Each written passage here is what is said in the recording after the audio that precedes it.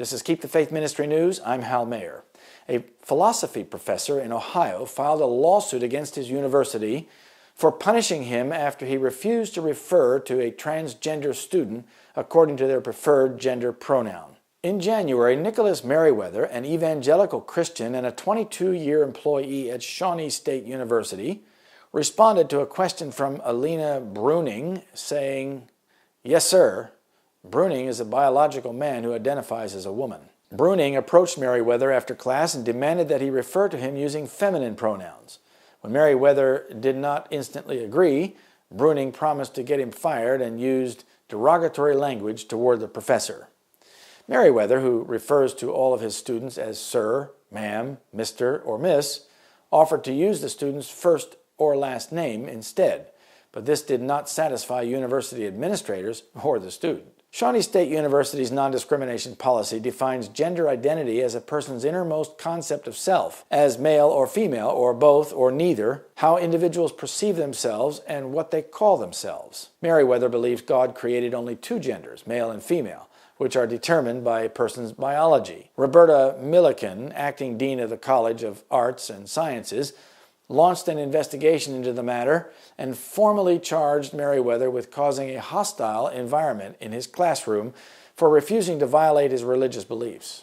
The university defines hostile environment in the educational context to include any situation in which there is harassing conduct that limits, interferes with, or denies educational benefits or opportunities from both a subjective, the complainant's, and an objective, reasonable person's viewpoint. Following the investigation, Dean Milliken gave Merriweather two options: stop referring to students by their last names and titles, or violate his conscience and refer to students according to whichever gender they choose.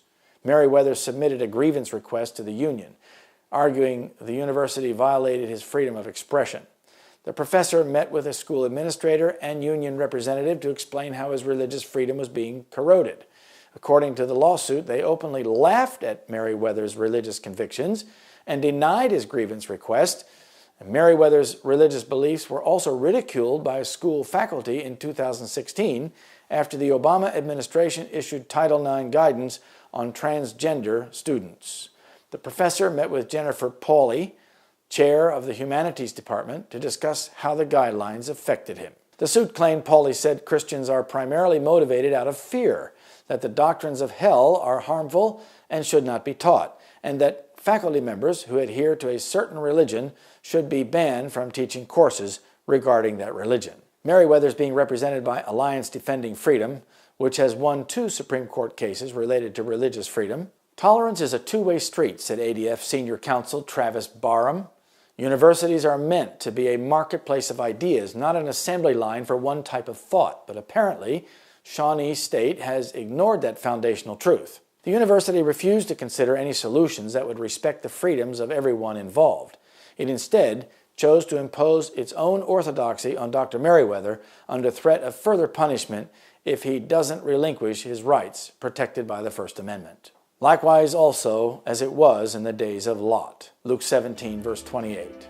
This is Keep the Faith Ministry News. Thank you for watching.